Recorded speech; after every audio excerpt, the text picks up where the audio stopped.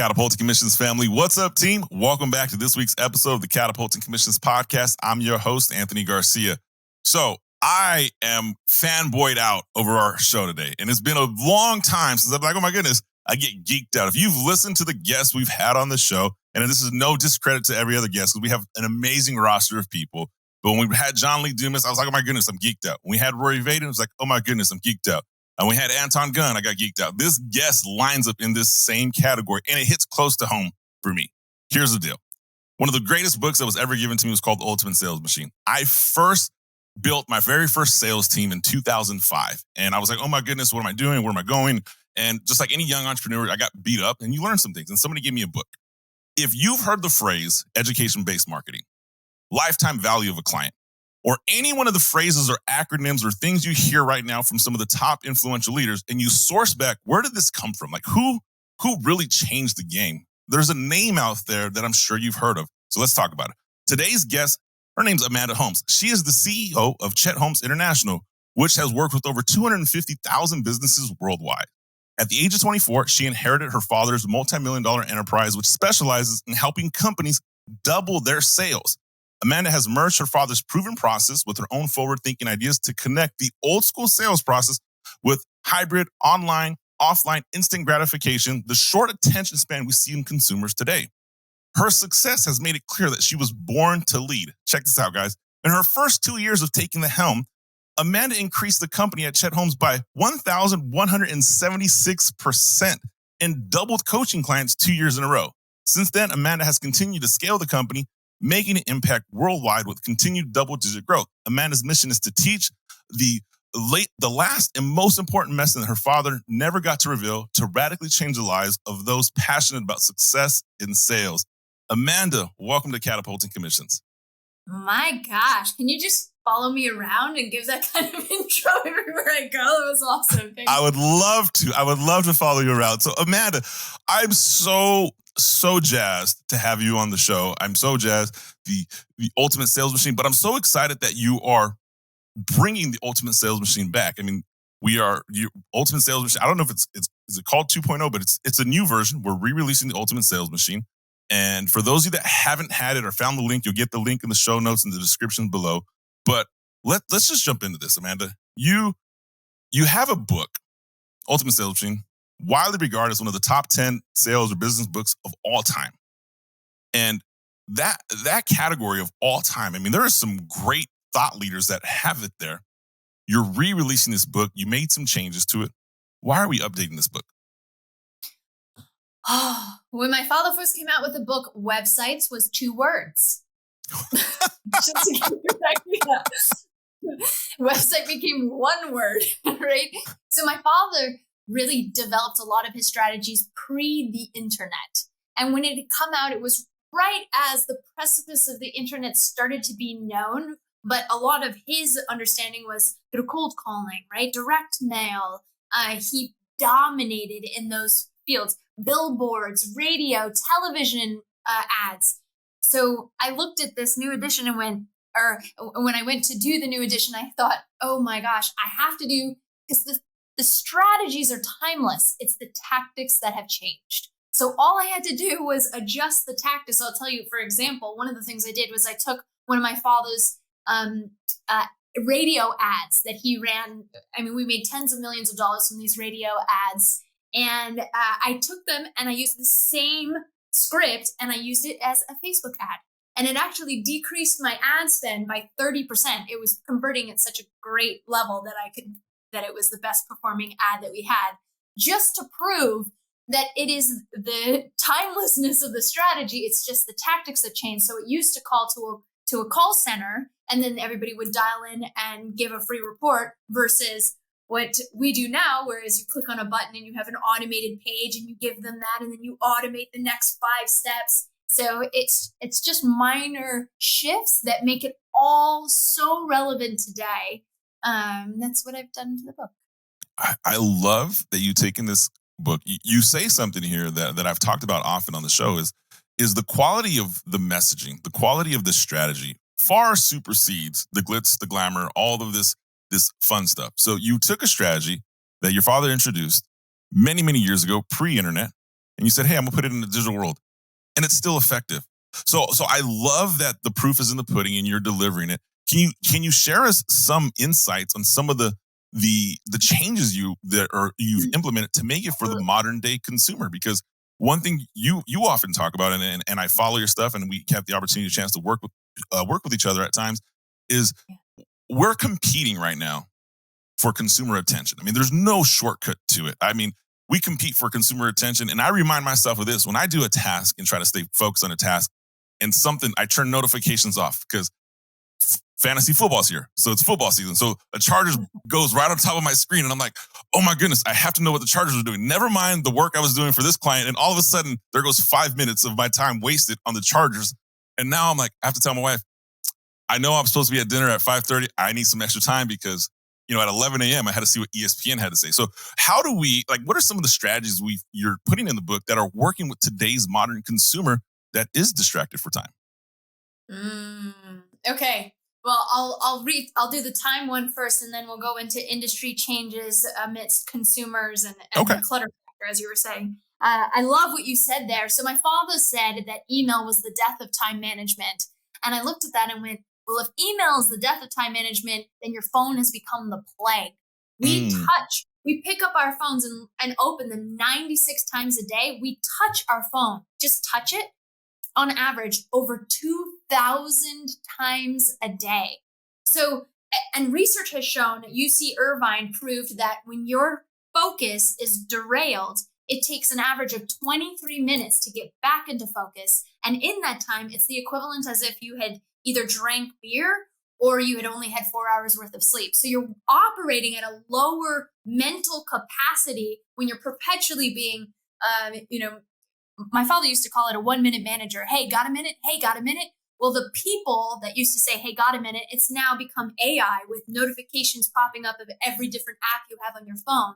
So as you're saying, it's critical to have what my father called pig-headed discipline and determination to shut off those notifications, even putting your phone onto airplane mode when you're working so that you don't hear all the ding, ding, ding, ding. Turn off your email notifications today. Turn off, if you have Slack, if you have Trello, if you have Facebook, those notifications will just derail you from what the true focus of what you have to get done. And we have to be laser focused because the shiny object syndrome has just taken over our world. So that's one piece. Do you want to say anything to that before I hop into the industry trends? 100% guilty of that. Catapulting Commissions family, if you're guilty of that too, just let us know. Put a comment in the show notes, or put a comment if you're watching this on YouTube, or if you're listening to it live, shoot us a DM. Let us know, how are you distracted? What is the most distracting part of your day? And at the time of year for me, fall's fantasy football, self-admit it, got to get that better. Amanda just motivated me to do that. So I appreciate that. Let's jump into the industry trends here. Yeah. So when my father first came out with the book, the average company used 7 different marketing mediums.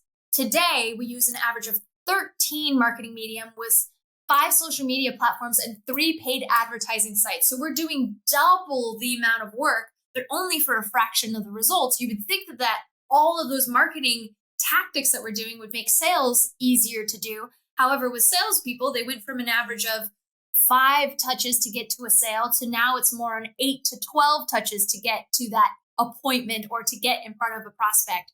So there's the noise in the marketplace. My father used to call it the clutter factor. I mean, he never would have even, I'm sure he couldn't even fathom this concept that there are now 3.8 billion social media sites today on the web. So 15 years ago, you were just competing with the people that had the budget to go on radio or television or do ads that cost money. Today, you're not competing with every mom, woman, child, father, dog that has a social media platform that is putting out content. So we really have to get ironclad on focusing who is our target demographic, where do they spend their time, how do we talk to them where they are at, what keeps them up at night, not you, your product or service. And then how do we lead them into an education? Because 97% of prospects feel that salespeople are too pushy today. So stop selling and start educating so that they lean in and want to have that dialogue with you so you can close more business. Oh, I love it. I love what you're saying in terms of the industry. Hearing that there's twice the amount of marketing mediums that the average company is using today for half the output. It's kind of scary. It's kind of like, okay, I have to be willing to adapt, pivot what I'm doing. One of the concepts we talk about on the show is always like, hey, what worked for me 20 years ago doesn't work for me today. So I'm not saying to put experience by the wayside when you're building your sales team, but we have to be willing to adapt and innovate and move forward. And so it sounds like you're doing that with the book. I love how you said the salespeople, and I'd love to hear your thoughts on this. So you said salespeople are for let's be honest, they're a little pushy, right? There was an article not too long ago in Forbes that said 55% of salespeople lack fundamental sales skills. Like the evolution of the salesperson today is changing. When I work with let's give a scenario. When I work with founder-led companies where the founder is still somewhat involved in the sales process, the number one concern they come back to what you just said about educating the market, and it's if I educate for free, then why would somebody pay me for what I do? And this goes to that service-based provider. Can you share some thoughts on that? Because you alluded to educating, but there are people who still exist that are like, if I educate for free, then why would they pay me? Oh, that's such a good, there's a balance there, right? So on one half, my father always said, give your best stuff for free. So he took what a Fortune 500 client would pay $250,000 to $500,000 for to get his consulting into their business. He put every piece of that over, decades of that consulting work into a book that you can now pay $17 for. And when it first came out, his clients were so angry. They said, I spent $250,000 for what you put in here. How dare you? And even when we think of which chapter we give away for free, we give chapter 4 away, and we call it the chapter that changes lives because it shifts how you think about how you market and sell and that messaging to get more of the marketplace. You get 9 times more impact from every move you're already making to generate new clients. But that chapter 4 is the best chapter, and he gave that one for free. So those are examples of, okay, I'm educating the marketplace, but for you and I, we both know how many people read the book and how much of it do they actually implement, right? So if they hear you say something brilliant on social media, or if they download a white paper, or if they hear you from a talk, they conceptually understand it. Intellectually, they may understand and they say, yes, that's brilliant. But the percentage of people that actually implement is few and far between, actually. So they need your assistance to implement. And we have great case studies of people that have had huge success. We had a client that used a Dream 100 and closed an 8-figure contract that was 6 times more than their average sale. And they've never hired us for coaching or consulting. I will tell you that I've harassed them, and I continue to because I'm big-headed and I just can't help myself. Why wouldn't you pay us to help you with this process? It will be faster, but you'll have some of those. But if they have a great win and they're a shepherd of the brand, right, then those will come back to you. So there is a balance between sharing it and then recognizing their ability to actually implement what you're telling them to do. I love it. I always, for me to understand this visualization of what you just shared, I always look at the weight loss industry or the fitness industry. Like for me personally, right, I can watch a workout video. I'm like, man, that's great technique. That's awesome. And someone could walk me through the whole workout. Do this, do that, do this. It's awesome. I need someone to help me implement it. Like, I gotta be honest with you. Like, I need that implementation. I need that accountability. I need the systems in place. There are people who are self-paced and can do it. We have a tonal upstairs, which is someone comes on the screen, talks to you, works out. My wife loves it. I did it twice. I'm like, I need somebody yelling at me. I know this visual person's talking to me. The virtual, I haven't adapted to it just yet. Maybe I will in the future. But I always look at the implementation of the strategies we learn is far different than just knowing about it. So I love how you share that. You did mention something about the Dream 100 and how it helped grow. And this concept and premise of the Dream 100, I got to be honest with you, Catapulting Commissions family, very rarely do I ever say something is revolutionary. Very rarely do I say something, hey, this is a complete game changer in business. And this is one of those times that I'm going to go against that. The Dream 100 is a concept that I learned, and it's game changing. And you know what? I'm not going to do it injustice. Amanda, help us understand, what is the Dream 100? Who is it for? And how does it help?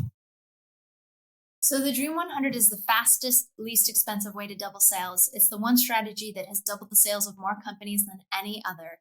And it's a really simple premise. There are always a smaller number of better buyers than there are all buyers. So that means that marketing and selling to them is cheaper than marketing and selling to all buyers.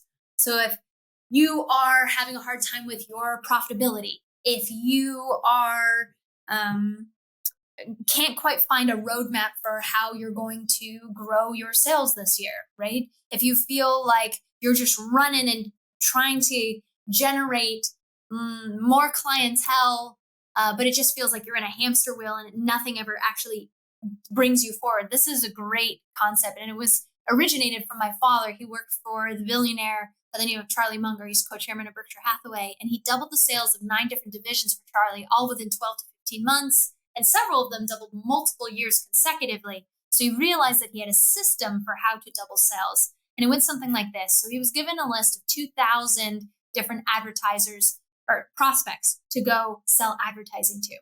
So he looked at that 2,000 list and went, wow, that's a lot of cold calls. Maybe I'll do some research on them. So he did some research on that 2,000 and realized that 95% of the market was purchased by only 167.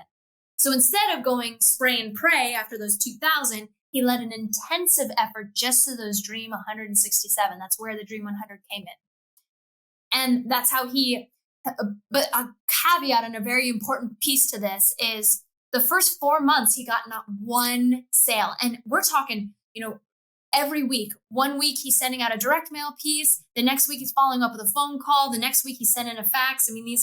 We now have more updated tactics, right? But this is what he was doing. So there was a cadence that happened once, if not twice a week for months. So he's doing this, and then people start talking around the office like, well, who's this sales expert? What sales expert doesn't get a sale, right? But he's going after the biggest, best clients. So in the 5th month, he closed the largest contract that the industry had ever seen. It was Xerox. He brought Xerox into their industry and then closed another 28 after that. And he doubled sales and continued to double sales because he worked at that one skill set, the Dream 100, and refined it and made it better and better. It's something that our clients utilize for a decade. You can be practicing your Dream 100 strategy for a decade. It'll just get better and better. The tactics may change, but the concept is still the same. Who are those bigger, better buyers that will buy more from you than anybody else? They buy more and they buy more often. I love it. The bigger, better buyer. Who doesn't want that, Catapulting Commissions family? We all want the bigger, better buyer. I look at service-based providers, service-based professionals that are selling their service, specifically if you're in the coaching industry. We've had service-based providers that have come or listened that are coaching or consulting. And I always say, hey, do I want 100 clients that are going to pay me $1,000 for the year? Or do I want 10 clients that are going to pay me $100,000 for the year? I want 10 clients that are going to pay me $100,000 each for the year. Every day of the week, twice on Tuesday, you're never going to change it. So I love that approach of the Dream 100 and somebody really channeling it. So let's just say we have founder-led, service-based people that are listening in. Some of our listeners are corporate, and they're like, okay, so there's 2 parts here, I guess. How do I narrow down who my top 100 are? Because data can be incredibly confusing if not used harnessed right. So are there tools you recommend, or is this something that I'm supposed to know as the industry expert and retaining your methodologies here in the Dream 100? How do we find this Dream 100? Oh, you loaded that question. It was such a good one. So we actually have a 47-point checklist to determine your Dream 100. It's 47 steps to really hone in. We're talking, so you are so laser focused, and everybody on your team, if you have multiple people on your team, are all on the same page because you've just gone through every permutation. But if I had to give you one quick takeaway, and that's something that you can get chetholmes.com, but if you want an exercise that you can do right now, my suggestion would be go and pull a list of your past clients over the last year. You could go 2 years or 3 years, but just for now, pull a list of all your past clients and then how much revenue they spent with you, and have it listed by biggest, right? Who has spent the most from you down, and then look and analyze that list. So what we find majority of the time is that 80% of the revenue is produced from 20% of clientele. yeah, there's so many stories I could tell about this. But so as you're looking through, also take note of, are there clients that are just break even where I'm not making any profitability here, which is critical for businesses. And a lot of the time we do find that when you're analyzing that list, you start to realize I should be saying no more often. I should stop wasting my time with these clientele, right? We don't take the time to step away from our business and analyze it. So that would be one good takeaway that I would say. Oh, I love it. I love it. It's truth. I mean, there's a lot of truth there. I know I looked at my own business, and there's times where if I'm using my time on something that's not really the most advantageous, highest revenue producing, or highest revenue producing activities, because we definitely talk about the activities. You mentioned it, your father was faxing, calling, sending paper. I mean, I look at that process and I chuckle, but as a salesperson, I remember doing this in early 2000s and putting faxes and trying to get creative with my fax covers and trying, hopefully it stands out on the fax cover sheet. So I know that process. So I love what you're saying. That. So even now, whatever you're focusing on, Catapulting Commissions family, it is that high impact, high return activity. I love that. But let's just say, so we get this Dream 100. One of the mistakes, or at least my opinion on the mistakes I make, is when people identify this Dream 100, they assume that they are going to care about what I have to say or sell. Like, it's here, look at my widgets, look at the features, look at my benefits. How do we craft a message that helps us say something of value to this Dream 100? It's like, I found the Dream 100, and I always think about the movie, the Pursuit of Happiness with Will Smith, right? He's calling these people, he makes a phone call, and finally someone answers this call and is like, hey, what's up? And instantly, I mean, he does it really well. I myself would question, if I was a young broker at that time and the CFO of the company I was calling picked up the phone and said, yeah, come over. I would, what am I? We run out of stuff to say. So how do we craft a message that's going to help deliver the value to when we get in front of this Dream 100? So that's a critical piece. So for everybody that's listening, if you want to draw a triangle on a piece of paper, if you have a piece of paper, draw the triangle. If you don't have a piece of paper, visualize what I'm saying here, or get chapter 4. So you draw a triangle. At the top of the triangle, just at the tip, about 3% of that triangle, you draw a line, and right next to it, 3% buying now. So at any given time, whether you're in front of a stadium of people, you're cold calling, you're posting on social media, 3% of the people that hear your message are in the buying now category. They're interested. Then do another line at just 7% of that buyer's pyramid. So 7% are open to it. They're thinking about it. They might be researching. Then the rest of that buyer's pyramid, there's 3 sections. You can do equal 30, 30, 30. So 30% are just not thinking about your product, right? Or service. The next 30% think that they're not interested. They already have an opinion. And the last 30% are definitely not interested.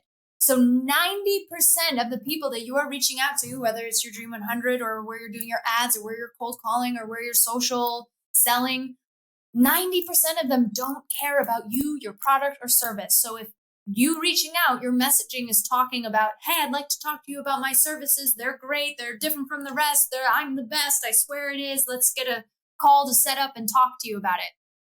You're only going to get that 3%. And that 3% is who all your competition is fighting against. It's just that 3%.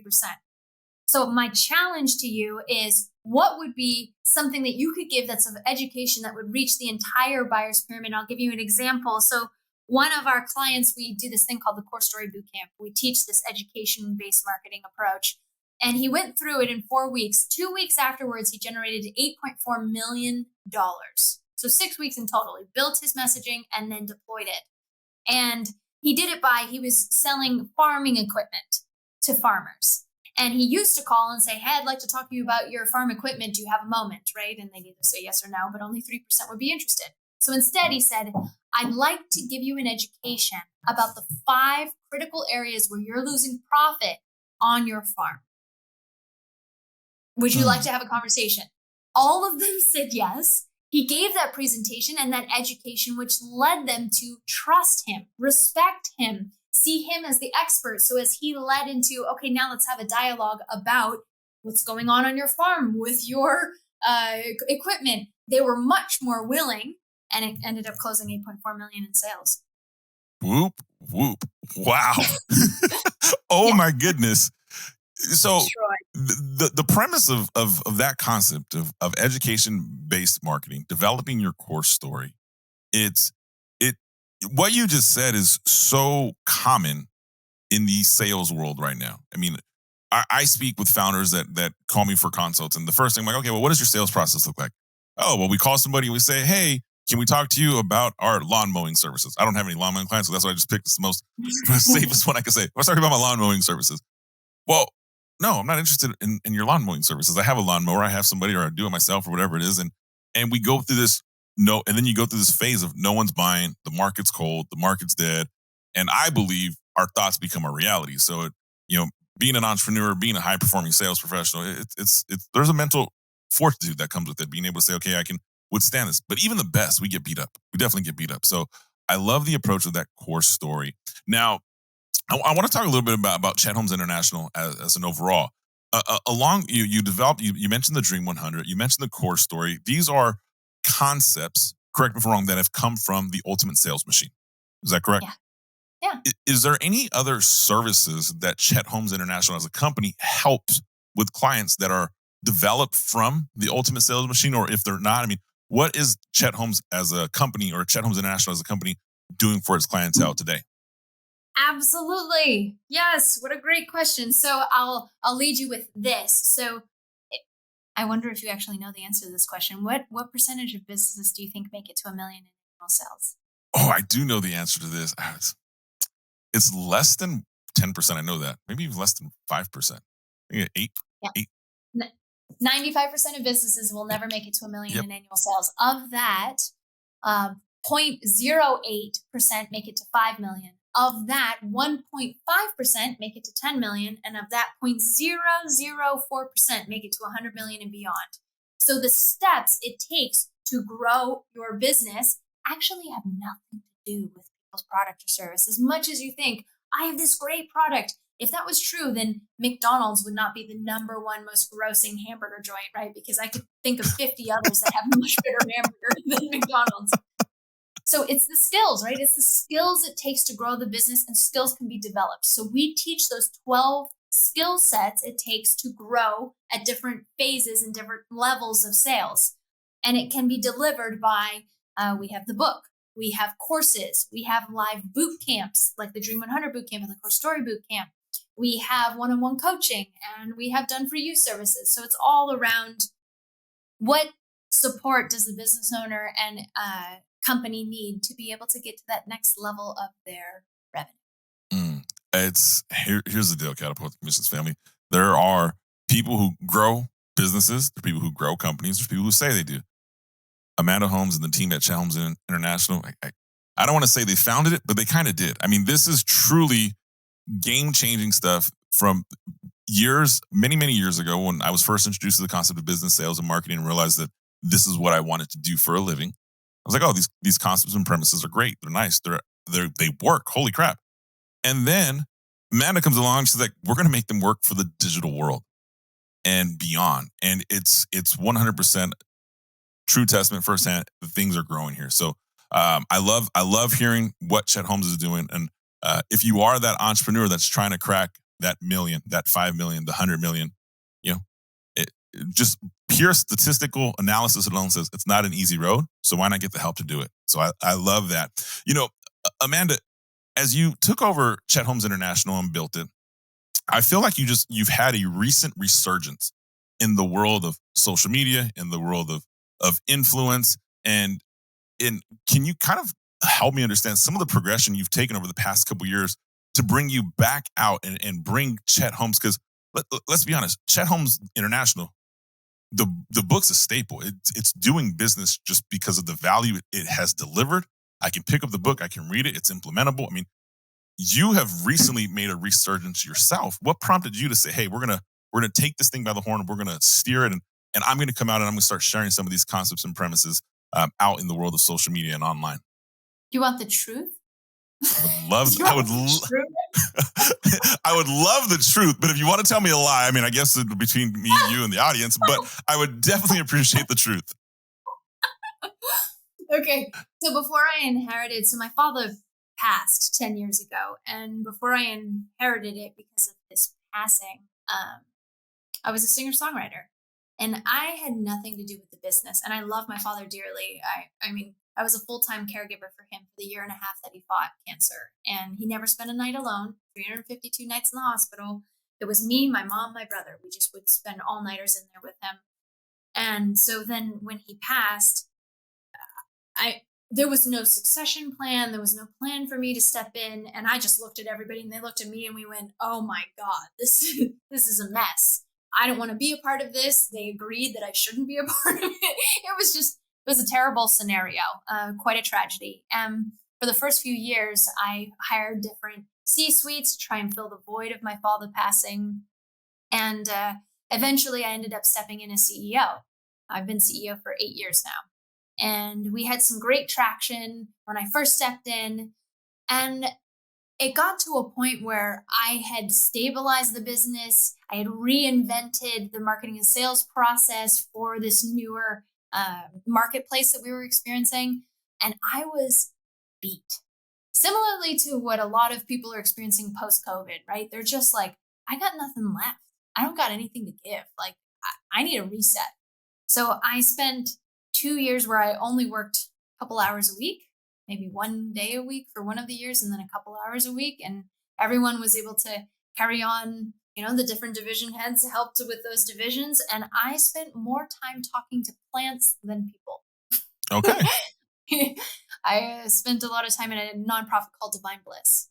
And that just helped me heal. I had a lot of healing to do and a lot of balance to get back into myself and to have faith in humanity again, because a lot of terrible things happened in the wake of my father's death. People see money and they run at it and they're rather vicious about it. Mm-hmm. So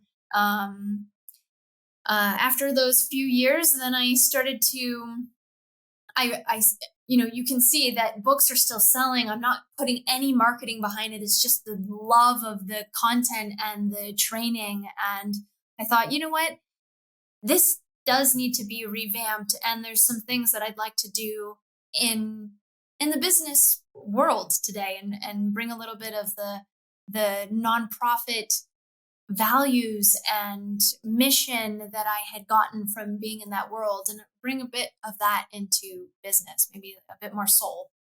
And so that's kind of ignited my whole, okay, let's do this. Let's reimagine what the Ultimate Sales Machine will be for the next decade. And so then I finished up the book and redid all of our boot camps, and doing all this new training is just to, I'd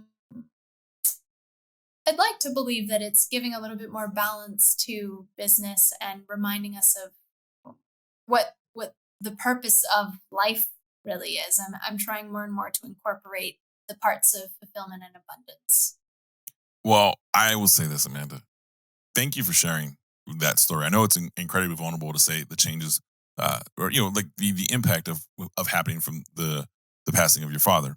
I get that firsthand. I know what that's like. My father passed away 6 years ago, and I know everyone has a different process of grieving and healing, and death does do, I'll call it, weird things to a family at certain times, and it's so I am very empathetic and understanding of exactly where you're coming from. I will say this: I think the message that you're sharing and reinvigorating with the Ultimate Sales Machine is a message that needs to be shared, needs to be spread, needs to be heard, because we as a civilization, I truly believe my core values is we only get better as we grow, and we have to grow, we have to innovate, we have to improvise. And you are leading some incredibly tested philosophies, tested strategies that we know work, and we're making them applicable for today's consumer. And I love that. I'd like to ask you a question, and it may be a little vulnerable, it may not be, but I had an opportunity to preview some of the Ultimate Sales Machine, the new edition coming out. But what struck me, and I'm going to say this without getting emotional, what struck me is you created a foreword in your book that says "Dear Dad," and it's a letter. And as you shared Dear Dad. I I I listen to you sharing Dear Dad. And I'm like, oh my goodness, there's so much value here because it's you authentically you, and it's you sharing some really privileged and private insight into your life, into Chet Holmes' life, into Chet Holmes International. Can you give me a little background on how Dear Dad came to life? One, but how Dear Dad came to life to be in print in the book. Because as you share that vulnerably, I have a letter I wrote to my dad that hasn't seen the light of day. and I don't even know if I don't know if it'll ever see the light of day. But I'd love to hear your story on that. And this may be a little bit vulnerable for some of our audiences that's listening that has lost a parent. But I mean, it's reality, it's life, it's growth. And if you're comfortable sharing that with us, Amanda, I'd love to hear that story. Yeah. And I would love to, if you'd be willing to share with me even your letter to your dad. I think that would be really touching. It would mean a lot to me. I, yeah. Do you I want to can say do that. anything about I can do that. I can share it with you. I haven't really shared it with anybody, but I can definitely. It's probably time. It is. I not even probably. It is time, and I won't get into depth on it. I made a pretty in emotional social media post a couple years ago when the Dodgers won the World Series, because to me that was like one of the last things my dad and I had planned together. Never came to life. Well, he was alive, and so that was like such an emotional experience. But yeah, I can definitely do that. I love that. Yeah. So I believe in coaching, just like coaching is critical. So anything that I start in my life, I always try to find somebody that's been there already to help guide me there faster. And I had been working on the new edition of the book for 4 years, and it wasn't looking like it was going to finish. I think I could have written it for another 4 years. So I found a book coach to help guide me to finish the book. And our first meeting, I said, okay, here is my foreword. It's Dear Reader. I was talking to the reader, and it was her name is Julianne Eason. And she said to me, she goes, Amanda, I was thinking about this, and I really felt that your foreword should be Dear Dad. And it was like this guttural, like, no. Like, I was instant. I turned that one down. I'm sorry. Did I hurt your ears? No, not at all. No, you're good. I saw you move your earpiece. I'm like, oh no, I've screamed that too loud. But it was intense. And with a lot of fury, I said, absolutely not would I ever share that in the book. And she's like, okay. And then after some time, I'm like, okay, well, you are my coach and I have hired you to guide me. And the first instruction you give me, I can't just say no to. So I'll do it, but it's just an exercise. It's not going in the book. She went, okay, that's fine. Obviously touched a very sensitive place. And a couple hours later, I was sitting in a cafe in Puerto Rico, and I all of a sudden felt like, oh, I think I might be able to write this letter. And if you ever have those moments where you feel like you feel like something's coming, or like, something bubbling from within you, I'm huge about this. Just stop and do it. Like, write it, say it, whatever you have to do to capture it. I think that's from my songwriting days of like capturing something when you're in the moment. So I sat down and I just started to type on my phone, and I'm telling you, tears were streaming down my face, like ugly cry. Like I was in public, right? Ugly cry. And out came Dear Dad, and it was in one foul swoop. And it's just this letter about how wonderful my father's legacy has helped so many people since his passing. And I shared some things too about things that I was very upset with as well, because, it wasn't easy to be handed this company or companies with so many staff, and I never got instruction. We had nearly 100 all-nighters in the hospital together. Never once did he just say, Amanda, here are the people that run my companies. Here are what my companies are. Here's what I would like to see from the companies, right? So, and then right before the manuscript was due to the publisher, I found this, because the only way I learned my father's business was by reading his emails. So I was digging through his emails saying, oh, please show me something that I can put into this book that you've never released before. I need to find this. And I came across this letter. He said, I've generated more wealth in the last 6 months than in the last 8 years combined. And it's because of this. And I realized, oh my God, I found it. This is the goal. This is what I want people to know. So it became the encore that my father never got to give. And that's chapter 13, How to Live a Rich and Full Life. So it's a combination of my father and me, but it's also built off of the foreword, or both hand in glove. Well, Amanda, thank you for sharing that. I really do appreciate hearing how Dear Dad came to life. I understand what it takes to just sit and put thoughts out. I love that, and hearing the message from your dad. I've accumulated more wealth in the past 6 months than the previous 8 years. Was it previous 8 years combined? Yeah. I mean, there's a message there, and I'm incredibly excited and like humbled and honored to know that this project is coming back to life, and you're sharing a message that I think we as entrepreneurs, as visionaries, as business owners, as sales professionals, as parents, as just humans, we benefit from getting better. And when someone has done something and created something for us to get better with I would call it off self and on purpose, right? And I'm a big believer that when I work with somebody, whether you're a client of mine or you've asked me to work in part of your organization, I always look at the leader. I look at the founders of the companies I work with. Are you off self and on purpose?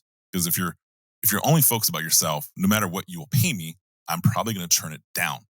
And with the philosophies of what the ultimate sales machine brings, and hearing your story, I mean, this is your dad's work. The definition of what I would call off self and on purpose. Here is how we grow business. It is so groundbreaking for me. So I love that. Amanda, so when does the book come out? How does someone get access to the book? How do they learn more about this and all that fun stuff? Yes, you can get your pre-sale copy right now. Chapter 4 is available when you purchase at ultimatesalesmachine.com. It also comes with some really awesome bonuses. We're doing a launch party with, I have secured Russell Brunson and Jay Abraham, and there's some that I want to say right now, but I can't yet. Oh, Jeffrey Hazlett, old CMO of Kodak. Yeah, lots of wonderful speakers as well. If you sign up at ultimatesalesmachine.com, rather than going to Amazon. On Amazon, it won't be available until October, but then you won't get special bonuses. Catapulting Commissions family, go to ultimatesalesmachine.com. We'll have a link for that for you in the show notes. You'll be able to get right to it. Go reserve your copy, read chapter 4. And I guess, we have a few minutes here left, Amanda. Like, let's just pinpoint who this is for. Who benefits? What business profession, job title, career status, where they're at, who benefits from picking up and reading The Ultimate Sales Machine? Who's this book for?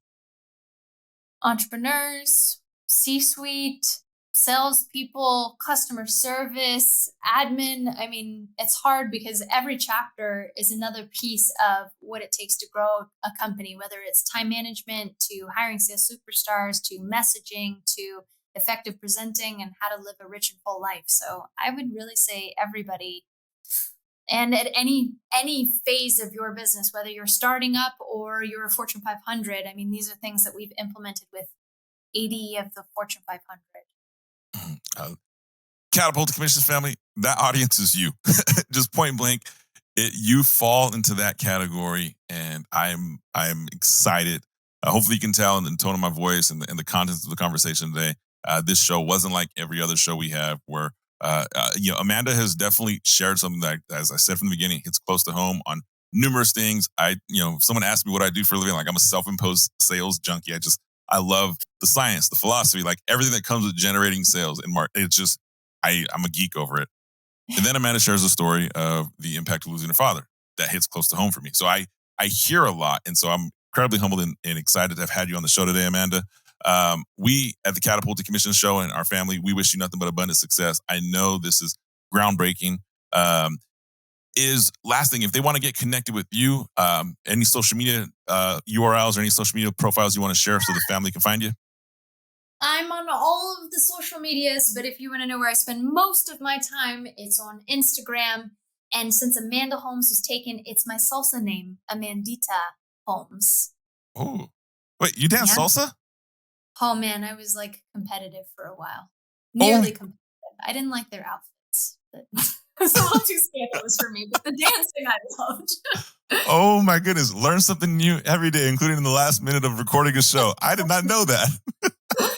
Yes. Awesome. Well, Amandita, I love it. We are going to have the URL links to get connected with Amanda on her social media links. You'll find those in the show notes. You'll find the links to get a copy of the book. Do me a favor, Catapulting Commissions family. You know what to do at this point in time in the show. Go do me a favor, like the episode, comment, share us some feedback, share us what you takeaways were from today's show. Subscribe, and I'm going to ask, share this episode. I really think there's a message here to be heard. So share the episode. Tell somebody, hey, just listen to the episode about the upcoming book, The Ultimate Sales Machine, the re-release. Amanda's bringing it back to life, and it's relevant for today's modern consumer. So as always, I'm humbled and honored you joined me this week. I appreciate the audience. I appreciate your love and support. Amanda, thank you for joining the show. We wish you nothing but abundant success. Catapulting Commissions family, you know what to do. Like, subscribe, comment, and we will see you next week.